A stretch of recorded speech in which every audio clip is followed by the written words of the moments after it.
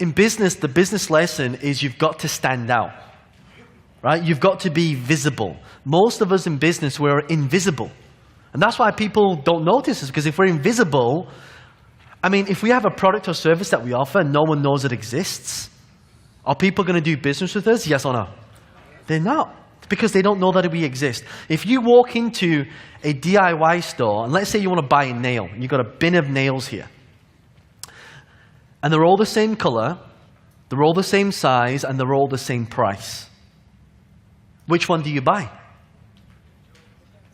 Which one do you buy? The best. Well, they're all the same. Good.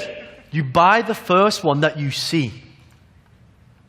And that's how we are in this competitive market. Do you think that right now in business, there's a lot of competition out there? Yes or no? There's a lot of competition, so we've got to stand out. We literally have to stand out like a sore thumb. We've got to be the golden nail that's in the bin, so when people go there, all they see is, that's all they see. They see you. And that's what you're going to be learning today. I'm going to show you a very fast way to position yourself. For example, if I can teach you one way to get your business on TV, or in a newspaper, or in the radio, or in magazines, do you think you would have some exposure? Yes or no? Having money will solve all the issues that not having money creates.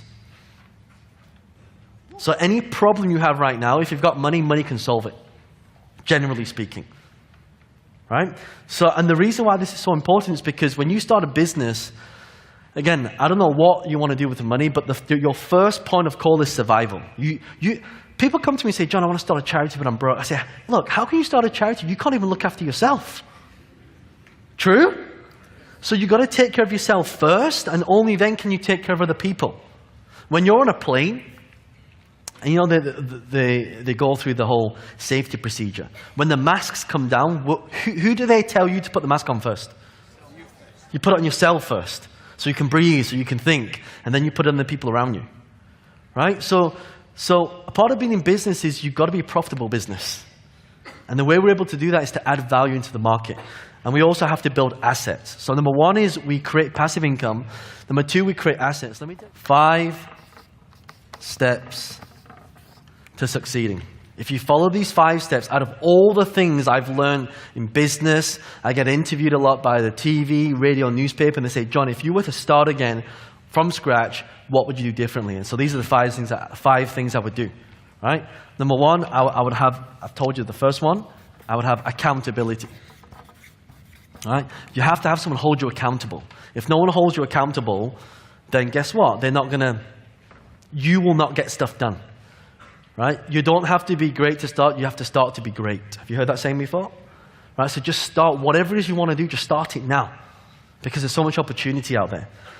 Okay? And the reason why this is so important is when you are held accountable, do you know something magical happens that when you write something down, it becomes real?